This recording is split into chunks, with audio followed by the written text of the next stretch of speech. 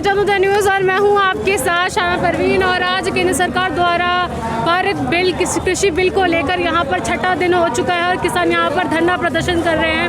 आप देख सकते हैं कि किस तरीके से लोग ट्रक पे चढ़ कर बैठे हुए हैं और धरना प्रदर्शन हो रहा है। एक तरफ लंगर लग रहा है और मैं आपको बता दूं कि आज छठा दिन है और छठे दिन और यहाँ पर पूरे जो किसान हैं यहाँ पर पूरे डटे हुए हैं और जब तक उनकी मांगे पूरी नहीं होंगी वो तब तक ऐसे ही डटे रहेंगे।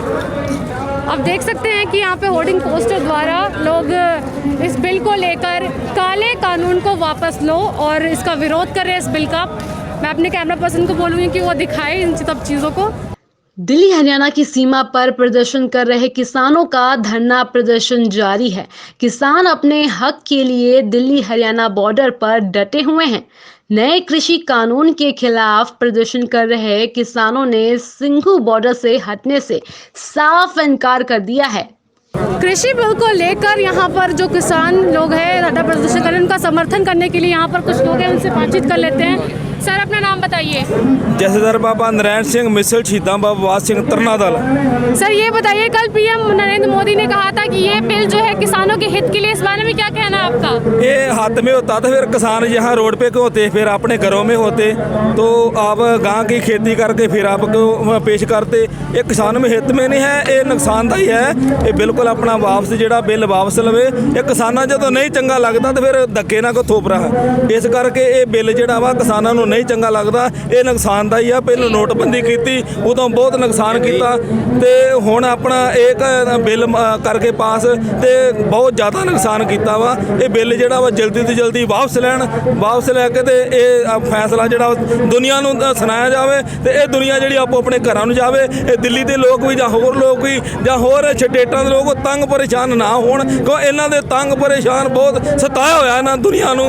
इन्हां अहमद शाह ने ते नरेंद्र मोदी ने दो भरावां ਨੂੰ खुश करने वास्ते अडानी ते अंबानी ਨੂੰ ਇਹ दो परिवारां ਨੂੰ खुश करने वास्ते सारी जनता ਦੇ ਨਾਲ ਧੋਖਾਧੜੀ कर रहा वा। ये जनता बिल्कुल बर्दाश्त नहीं करेगी। इन्नियां बेनतियां करदा वाहिगुरू जी का खालसा। ਇਹ ਕਦੀ ਕਦਾਈ ਇਸ ਧਰਤੀ ਤੇ ਪੈਦਾ ਹੁੰਦੇ ਨੇ ਤੇ ਜੇ ਉਹਨਾਂ ਨੂੰ ਪੂਜ ਨਹੀਂ ਸਕਦੇ ਤੇ ਉਹਨਾਂ ਦੀ ਅੱਗੇ ਵੰਸ਼ਜ ਜਿਹੜੇ ਉਹਨਾਂ ਦੀ ਇੱਜ਼ਤ ਤੇ ਕਰਨ। ਇਹ ਪੰਜਾਬ ਦਾ ਜਿਹੜਾ ਇਹ ਇੱਥੇ ਯੂਥ ਪਹੁੰਚਿਆ ਹੈ ਜਾਂ ਜਿਹੜਾ ਜਿੰਨਾ ਵੀ ਸਲਾਬ ਇੱਥੇ ਆਇਆ ਹੈ ਇਹ ਮੁੜਨ ਵਾਲਾ नहीं। ਇਹ ਮੋਦੀ ਨੂੰ ਇਹ ਚੀਜ਼ਾਂ ਵਾਪਸ ਲੈਣੀਆਂ ਹੀ ਪੈਣਗੀਆਂ। अच्छा सर, अच्छा आप ये बताइए, सरकार ये भी कह रही है कि पंजाब और हरियाणा के किसान ही जो है इस बिल का विरोध करे। इस बारे में क्या कहना है आपका? ਸਾਰੇ ਕਰਨਗੇ। ਇਹ ਸਾਰਾ ਹਿੰਦੁਸਤਾਨੀ ਹੈ ਜੀ ਨਾਲ ਵੱਖ-ਵੱਖ ਭਾਰਤੀ ਸਾਰੇ ਨਾਲ ਆਏ ਨੇ, ਜਿੰਨੇ ਵੱਖੋ-ਵੱਖ ਸ਼ਹਿਰਾਂ ਤੋਂ ਵੱਖ-ਵੱਖ ਜ਼ਿਲ੍ਹਿਆਂ ਤੋਂ ਸਾਰੇ ਇੱਥੇ ਇਕੱਠੇ ਹੋਏ ਨੇ। ਇਹ ਇਕੱਲਾ ਪੰਜਾਬ ਹੀ ਨਹੀਂ ਹੈ, ਇਹ ਸਾਰਾ ਭਾਰਤੀ ਪੰਜਾਬ ਨੇ ਸ਼ੁਰੂਆਤ ਕੀਤੀ ਹੈ, ਪੰਜਾਬ ਤੇ ਹਰਿਆਣਾ ਨੇ ਸ਼ੁਰੂਆਤ ਕੀਤੀ ਹੈ ਤੇ ਸਾਰੇ ਭਾਰਤ ਦੇਸ਼ ਵਾਸਤੇ ਇਹ ਬਿੱਲ ਮਾੜਾ ਹੈ। Just about yesterday that some of the farmers from UP side they had also protesting at a part of Gazipur शहर। अच्छा ये बताइए, इस बिल को लेकर जो सरकार है ये कह रही है कि ये हित के लिए है, लेकिन वही इस बिल का बहुत विरोध हो रहा है। इस बारे में क्या कहना है ऐसा आपका? कुछ नहीं है, सब एक ही है, सब हिंदुस्तानी एक ही हैं, चाहे वो यूपी हो, राजस्थान हो, पंजाब हो, हरियाणा हो। इस किसान के लिए और किसान के लिए हर कोई लड़ रहा है। आप बताइए कि जब तक ये धरना प्रदर्शन, अगर सरकार आपकी बातें नहीं मानती तो क्या ये धरना प्रदर्शन ऐसे चलता रहेगा? ਜਦੋਂ ਤੱਕ ਇਹ ਬਾतें नहीं ਮੰਨੇਗਾ, ਜਿੰਨਾ ਚਿਰ ਬਹਿਣਾ ਪਿਆ ਸਾਲ 2 ਸਾਲ ਖੀਰ ਤੇ ਆ ਕੇ ਫਿਰ ਜਦੋਂ ਇਲੈਕਸ਼ਨ ਹੋਏਗਾ ਮੋਦੀ ਖਤਮ ਹੋ ਜਾਏਗਾ। ਲੋਕਾਂ ਦੀ ਵੋਟ ਪਏਗੀ, ਲੋਕਤੰਤਰ ਦੀ ਕਿੰਨੀ ਪਬਲਿਕ ਹੈ। ਰਾਜਸਥਾਨ ਆ ਗਿਆ, ਯੂਪੀ ਆ ਗਈ, ਬਿਹਾਰ ਆ ਗਿਆ, ਮਹਾਰਾਸ਼ਟਰ ਆ ਗਿਆ, ਪੰਜਾਬ ਹਰਿਆਣਾ ਪਹਿਲਾਂ ਇਕੱਠੇ ਆ ਤੇ ਜੇ ਇਹਨੂੰ ਵੋਟ ਹੀ ਨਹੀਂ ਪਏਗੀ ਤੇ ਪ੍ਰਧਾਨ ਮੰਤਰੀ ਕਿੱਥੋਂ ਰਹੇਗਾ? ਜੇ ਲੜਾਈ ਲੰਮੀ ਚੱਲੇਗੀ ਇਹ ਵੋਟਾਂ 'ਚ ਖਤਮ ਹੋ ਜਾਏਗਾ। ਇਸ ਕਰਕੇ ਇਹਨੂੰ ਸਮਝਣਾ ਚਾਹੀਦਾ ਲੋਕਾਂ ਦੇ ਹੱਕ 'ਚ ਅੱਜ ਆਪਣਾ ਬਿਆਨ ਦੇ ਕੇ ਕਾਨੂੰਨ ਰੱਦ ਕਰੇ ਤੇ ਲੋਕ ਖੁਸ਼ੀ-ਖੁਸ਼ੀ ਆਪਣੇ ਘਰਾਂ ਨੂੰ ਜਾਣ। ਜੇ ਨਹੀਂ ਜਾਣਗੇ ਤਾਂ ਸਾਰੇ ਸਾਲ 2-2 ਸਾਲ ਦਾ ਰਾਸ਼ਨ ਲੈ ਕੇ ਆਏ ਬੈਠੇ ਆ, कोई फर्क नहीं पड़ा पंजाब में। सर ये बताइए, मांग अगर धरना प्रदर्शन, अगर सरकार आपकी बात मान जाती है, इस बिल को वापस ले लेती तो फिर आप क्या करेंगे? फिर तो बहुत खुशी की बात है अगर सरकार मान लेती है। और अगर नहीं मानी तो क्या, अगर साल भर बैठना पड़े तो आप बैठे बैठ रहेंगे जाएंगे? जहाँ मोदी को ख़त्म करके वोट के साथ 2024 के इलेक्शन में फिर अपनी किसानों की सरकार चुनेंगे, फिर मोदी क्या करेगा? अब तो इससे अच्छा है कि मोदी मान जाए, सबको मन की बात बताता है। अब किसान के मन की बात भी सुने। कहता है मोदी कि किसानों के हित में है ये ऑर्डिनेंस पर किसान साहब भारत कह रहा है कि ये हमको नहीं चाहिए, फिर क्यों जबरदस्ती थोप रहा है किसानों के मन की बात सुन मोदी। ये नहीं ये कानून पास करेगा पूरा देश ही यहाँ बैठेगा आन के, इनको करना पड़ेगा। पूरा राशन लेके बैठे, साल बदी राशन नहीं मुकने देंगे।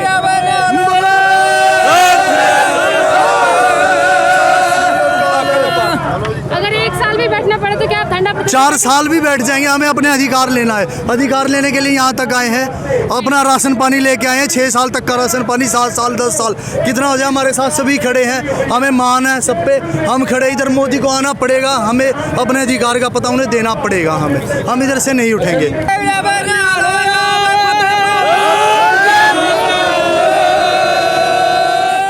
इसके साथ ही किसान संगठनों के नेताओं ने देश की राजधानी में प्रवेश के सभी 5 रास्तों को बंद करने की चेतावनी दी है। कहाँ से आए हाँ, आप?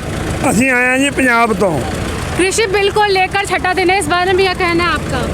ਅਸੀਂ ਇਹ ਗੱਲ ਕਹਿੰਦੇ ਆ ਵੀ ਅਸੀਂ ਬਾਰਡਰ ਤੇ ਰਹਿਣ ਵਾਲਾ ਪੰਜਾਬ ਆ, ਬਾਰਡਰ ਤੇ ਹੈ। जी ਜੋ ਪ੍ਰਮਾਤਮਾ ਹੈ ਨਾ, ਉਹ ਲੱਤ ਨਹੀਂ ਮਾਰਦਾ, ਉਹ ਮੱਤ ਮਾਰਦਾ। ਇਹ ਜਿਹੜੇ ਸੈਂਟਰ 'ਚ ਬੈਠੇ ਨੇ, ਇਹਨਾਂ ਨੂੰ ਅਸੀਂ ਅਪੀਲ ਅਜੇ ਵੀ ਕਰਨਾ ਚਾਹੁੰਦੇ ਆ। ਮੋਦੀ ਸਾਹਿਬ 70 ਸਾਲ ਦੀ ਉਮਰ ਤੇਰੀ ਹੋ ਗਈ, 70 ਦੀ ਮੇਰੀ ਹੋ ਗਈ। ਅਸੀਂ ਬਹੁਤ ਸਮਾਂ ਦੇਖ ਲਿਆ। ਜੀ ਸਾਡੇ ਦਾਦੇ ਪੜਦਾਦਿਆਂ ਨੇ ਸਾਨੂੰ ਜਾਇਦਾਦ ਸੰਭਾਈ ਤੀ। ਜਿਹੜੀ ਤਾਂ ਜਾਇਦਾਦ ਦਾ ਮੁੱਦਾ ਇਹ ਤਾਂ ਕਾਨੂੰਨ ਬਣਾਏ ਨੇ, ਸਾਤੋਂ ਜ਼ਮੀਨ ਖੋਹੀ ਜਾ ਰਹੀ ਹੈ। ਇਹ ਜਿਹੜੀ ਤੂੰ ਹੋਰ ਕੰਪਨੀਆਂ ਨੂੰ ਦੇਣਾ ਚਾਹੁੰਦਾ ਹੈ, ਸਾਨੂੰ ਬੁੱਧੂ ਨਾ ਬਣਾ ਵੀ ਮੈਂ ਕਿਸਾਨਾਂ ਵਾਸਤੇ ਬਹੁਤ ਅੱਛੇ ਕਾਨੂੰਨ ਲਿਆਂਦੇ ਨੇ। ਸਾਨੂੰ ਤੇਰੇ ਅੱਛੇ ਕਾਨੂੰਨਾਂ ਦੀ ਲੋੜ ਨਹੀਂ, ਜਿਵੇਂ ਪਹਿਲਾਂ ਚੱਲਦਾ ਹੈ ਸਾਨੂੰ ਓਕਣੇ ਚਲਾ। ਤੂੰ ਰਹਿਣ ਦੇ ਗੱਲਾਂ ਨੂੰ। जी ਅਸੀਂ ਆਪਣੇ ਘਰਾਂ ਇੱਕੋ ਗੱਲ ਮੱਥ ਕੇ ਆਏ ਆ ਪੁੱਤ। ਮੈਂ ਸਾਰੇ ਮੀਡੀਆ ਦਾ ਪਹਿਲਾਂ ਤਾਂ ਧੰਨਵਾਦ ਕਰਦਾ, ਜਿਹੜੇ ਤੁਸੀਂ ਆਪਦਾ ਦਿਨ ਨਹੀਂ ਦੇਖਦੇ, ਰਾਤ ਨਹੀਂ ਦੇਖਦੇ। ਤੁਹਾਡੀ ਬਹੁਤ ਬਹੁਤ ਮੈਂ ਪ੍ਰਸ਼ੰਸਾ ਕਰਦਾ। ਰਾਜਨਾਥ, ਤੂੰ ਮਾੜੀ ਮੋਟੀ ਸੋਚ, ਤੇਰੀ ਸਾਰੀ ਉਮਰ ਲੱਗ ਗਈ, ਤੇਰੇ ਬਾਪ ਦਾਦੇ ਨੇ ਤੈਨੂੰ ਜਾਇਦਾਦ ਸੰਭਾਈ ਹੈ, ਤੂੰ ਫਾਰਮਾਂ ਵਾਲਾ ਹੈ, ਸਾਡੇ ਵਰਗੇ ਹੀ ਜ਼ਿਮੀਂਦਾਰ ਹੈ। ਕੀ ਹੋ ਗਿਆ ਤੈਨੂੰ ਕੁਰਸੀ ਹੋ ਦੇਤੀ? ਜੇ ਕੁਰਸੀ ਲੋਕ ਦੇਣ ਜਾਣਦੇ ਨੇ ਤਾਂ ਖਾਣ ਵੀ ਜਾਣਦੇ ਨੇ। ਹੁਣ ਇਹ ਲੜਾਈ ਸਾਡੀ ਆਰ ਪਾਰ ਦੀ ਹੈ। ਅਸੀਂ ਆਪਣੇ ਘਰਦਿਆਂ ਨੂੰ ਇਹ ਗੱਲ ਕਹਿ ਕੇ ਆਏ ਹਾਂ, ਮੈਂ ਆਪਣੇ ਪੁੱਤ ਪੋਤਿਆਂ ਨੂੰ, ਵੀ ਅਸੀਂ ਮੁੜ ਕੇ ਨਹੀਂ ਆਵਾਂਗੇ, ਅਸੀਂ ਸ਼ਹੀਦ ਹੋ ਜਾਵਾਂਗੇ। ਹੁਣ ਲੜਾਈ ਆਰ ਪਾਰ ਦੀ ਹੈ। ਹੁਣ ਤੁਸੀਂ ਵਿਚਾਰ ਕਰ ਲਓ ਬੈਠ ਕੇ ਵੀ ਜਾਂ ਮਰਾਂਗੇ ਜਾਂ ਮਾਰਾਂਗੇ।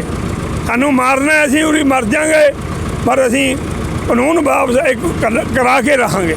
ਇੰਨੀਆਂ ਕਿ ਮੇਰੀਆਂ ਬੇਨਤੀਆਂ ਤੁਸੀਂ ਮੀਡੀਆ ਥਾਈਂ ਅਰਜ਼ ਕਰ ਦਿਓ, ਉਹਨਾਂ ਥਾਈਂ ਪਹੁੰਚਾ ਦਿਓ। ਇੰਨੇ ਬੋਲਿਆਂ ਥਾਈਂ ਇਹਨਾਂ ਨੂੰ ਸੋਚਣਾ ਚਾਹੀਏ ਵੀ ਅਸੀਂ ਕਿਹਨਾਂ ਨੂੰ ਹੱਥ ਪਾਇਆ। ਅਸੀਂ ਉਹ ਕੌਮ ਆ, ਸਾਡੇ ਤੇ ਬਹੁਤ ਹਫ਼ਤਾਂ ਆਈਆਂ ਨੇ ਪੁੱਤ, ਬੇਸ਼ੁਮਾਰ ਹਫ਼ਤਾਂ ਆਈਆਂ ਨੇ। ਸਾਡਾ ਕੋਈ ਉਹ ਨਹੀਂ ਹੈ, ਨਾ ਅਸੀਂ ਮਰਨ ਦੇ ਡਰਦੇ ਹਾਂ, ਨਾ ਅਸੀਂ ਕਿਸੇ ਠੰਡ ਦੇ ਡਰਦੇ ਹਾਂ, ਨਾ ਅਸੀਂ ਗਰਮੀ ਸਾਨੂੰ ਲੱਗਦੀ ਹੈ, ਨਾ ਸਾਨੂੰ ਭੁੱਖ ਲੱਗਦੀ ਹੈ, ਨਾ ਅਸੀਂ ਹੁਣ ਅਸੀਂ 8 ਪਹਿਰੀ ਰੋਟੀ ਖਾਂਦੇ ਹਾਂ। ਸਾਡੇ ਮਨ 'ਚ ਦਰਦ ਹੈ, ਦਰਦ। ਅਸੀਂ ਇੱਥੇ ਕੋਈ ਚਾਉ ਨੂੰ ਨਹੀਂ ਫਿਰਦੇ। ਅਸੀਂ ਮਰਾਂਗੇ ਜਾਂ ਮਿਟਾਂਗੇ, ਅਸੀਂ ਮਰ ਤਾਂ ਸਕਦੇ ਹਾਂ, ਪਰ ਅਸੀਂ ਘਰ ਨੂੰ ਨਹੀਂ ਜਾਂਦੇ ਹਾਂ ਜਦੋਂ ਸਾਡਾ ਕਾਨੂੰਨ ਵਾਪਸ ਨਹੀਂ ਹੁੰਦਾ। ਇੱਕ ਦਿਨ ਜੋ ਕਾਨੂੰਨ ਦਾ ਗਲਤ ਕਰਿਆ ਜੱਟਾਂ ਦੇ ਹੱਕ 'ਚ, ਇਹਨੂੰ ਵਾਪਸ ਲੈ ਲੈ।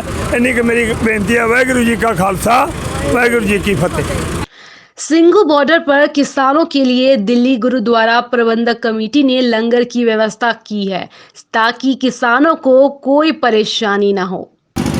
और जैसा कि आप देख सकते हैं कि मेरे पीछे यहाँ पर लोग लंगर लगा के और यहाँ पे खाना खा रहे हैं। आप देख सकते हैं कि यहाँ पे पूरी लंगर की व्यवस्था की गई है और यहाँ पर लंगर व्यवस्था करके यहाँ पे लोग जो बैठ के खाना खा रहे हैं। किसानों द्वारा जो लंगर की व्यवस्था की गई है, यहाँ पर उनके प्रधान है, आइए चलिए उनसे बातचीत कर लेते हैं। सर, जो किसानों को लेकर यहाँ पर लंगर की व्यवस्था की गई है, इस बारे में बताइए। देखो, किसान हमारा अन्नदाता है और अन्नदाता आज प्रदर्शन पे एक मोर्चा लगा के दिल्ली केंद्र सरकार के खिलाफ यहाँ बैठा है।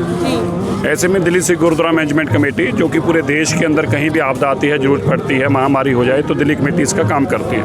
तो हमारा फ़र्ज बनता है हम अपने भाइयों के लिए, परिवार के लोगों के लिए यहाँ पे लंगर रसदे लेके पहुँचे हैं। जो भी यहाँ पे ज़रूरत है वो सब हमारे भाइयों के लिए रसदे, खाने पीने का इंतजाम यहाँ पे हम कर रहे हैं। साथ ही यहाँ एक संस्था द्वारा मेडिकल की पूरी व्यवस्था की गई है। अगर कोई किसान बीमार हो तो उसे फटाफट मेडिकल मिल सके।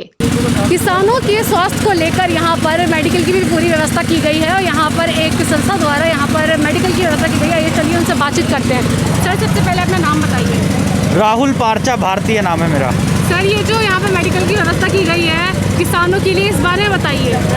मैडम, मेडिकल की व्यवस्था तो जैसे सरकार हम लोगों को यहाँ परेशान कर रही है, आगे नहीं बढ़ने दे रही है, तो उसके लिए सरकार को ही ये व्यवस्था करनी चाहिए थी। लेकिन हम लोग भारतीय किसान समिति की तरफ से ये व्यवस्था यहाँ पर किए हुए हैं। किसानों के जितने भी कोई परेशानी होती है, छोटी मोटी परेशानी होगी तो यहाँ से वो सॉल्व की जाएगी। और हम लोग कोशिश कर रहे हैं कि दिन रात यहाँ पर रहें और लोगों को जितनी मदद की जा सकती है वो करें। किसानों के हौसले को बढ़ाने के लिए पंजाबी पॉपुलर सिंगर प्रीत हरपाल भी सिंगू बॉर्डर पर आकर किसानों का समर्थन कर रहे हैं। साथ ही प्रीत हरपाल ने कृषि बिल का विरोध भी किया। कृषि बिल को लेकर यहाँ हमारे साथ मौजूद है पंजाबी सिंगर प्रीत हरपाल जी। चलिए उनसे बातचीत करते हैं। सर, आप किसान के समर्थन में यहाँ पे खड़े, इस बारे में बताइए कि मतलब किस तरीके से आप यहाँ पे किसानों को समर्थन दे रहे हैं। देखो, ਅਸੀਂ ਜਿੰਨੇ ਵੀ ਪੰਜਾਬੀ ਕਲਾਕਾਰ ਆ जी ਸਾਨੂੰ ਕੁਝ ਲੋਕ ਫੋਲੋ ਕਰਦੇ ਨੇ ਔਰ ਜਦੋਂ ਅਸੀਂ ਪਹੁੰਚਦੇ ਆ ਇੱਥੇ ਤੇ ਯੰਗਸਟਰ ਡੈਫੀਨਿਟਲੀ ਹੋਰ ਜੁੜਦਾ ਸੰਘਰਸ਼ ਦੇ ਨਾਲ ਤੇ ਸਾਡਾ ਮਕਸਦ ਤਾਂ ਇਹੀ ਹੈ ਵੀ ਸੰਘਰਸ਼ ਜਿਹੜਾ ਆ ਉਹ ਹੋਰ ਪਰਪੱਕ ਹੋਵੇ, ਸਟਰੋਂਗ ਹੋਵੇ। ਜਿੰਨੇ ਵੀ ਕਿਸਾਨ ਜਥੇਬੰਦੀਆਂ ਨੇ ਉਹਦੇ ਆਪਣਾ ਜਿਹੜਾ ਉਹਨਾਂ ਦਾ ਕਰਤੱਵ ਹੈ ਉਹ ਕਰ ਹੀ ਰਹੇ ਨੇ। ਬਾਕੀ ਜਿਹੜੇ ਸਾਡੇ ਕਲਾਕਾਰ ਨੇ ਉਹ ਕਲਾਕਾਰ, ਮੈਂ ਹਮੇਸ਼ਾ ਹੀ ਕਹਿੰਦਾ ਕਿ ਕਲਾਕਾਰ ਹੋਣ ਤੋਂ ਪਹਿਲਾਂ ਅਸੀਂ ਜ਼ਿਮੀਂਦਾਰ ਆ, ਅਸੀਂ ਜ਼ਿਮੀਂਦਾਰਾਂ ਦੇ ਮੁੰਡੇ ਆ। ਅਸੀਂ ਖੇਤੀ ਕੀਤੀ ਹੈ ਔਰ ਖੇਤੀ ਜਿਹੜਾ ਦੁੱਖ ਹੈ ਉਹ ਦਰਦ ਹੈ ਉਹ ਸਾਨੂੰ ਪਤਾ ਹੈ, ਅਸੀਂ ਮਹਿਸੂਸ ਕਰ ਸਕਦੇ ਹਾਂ। ਸੋ ਇਸ ਕਰਕੇ ਜਿੰਨੇ ਵੀ ਜ਼ਿਮੀਂਦਾਰਾਂ ਦੇ ਮੁੰਡੇ ਵੀ ਜਿਹੜੇ ਕੰਮ ਕਰ ਰਹੇ ਨੇ ਸਾਡੀ ਇੰਡਸਟਰੀ ਦੇ ਵਿੱਚ, ਉਹ ਵੀ ਔਰ ਜਿਹੜੇ ਨਹੀਂ ਵੀ ਕਰ ਰਹੇ ਉਹ ਵੀ, ਕਿਉਂਕਿ ਅਸੀਂ ਸਾਰੇ ਇੱਕੋ ਹੀ ਆ। ਜਿਹੜੀ ਇਕਜੁੱਟਤਾ ਸਾਡੀ ਉਹ ਇਹ ਸਬੂਤ ਦਿੰਦੀ ਆ। ਸੋ ਇਸ ਕਰਕੇ ਜਿੰਨੇ ਵੀ ਆਰਟਿਸਟ ਇੱਥੇ ਪਹੁੰਚ ਰਹੇ ਨੇ ਉਹਨਾਂ ਦੇ ਦਿਲ ਦੇ ਦੁੱਖ ਕਰਕੇ ਪਹੁੰਚ ਰਹੇ ਨੇ ਇੱਥੇ, ਉਹ ਆਪਣੇ ਸੰਘਰਸ਼ ਦੇ ਵਿੱਚ ਸ਼ਾਮਲ ਹੋ ਰਹੇ ਨੇ, ਨਾ ਕਿ ਕਿਸਾਨਾਂ ਦੇ ਸੰਘਰਸ਼। ਕਿਉਂਕਿ ਕਿਸਾਨ ਜਿਹੜਾ ਉਹ ਅਸੀਂ ਕਿਸਾਨ ਆ, किसान साडा, ਅਸੀਂ किसानां दे आ।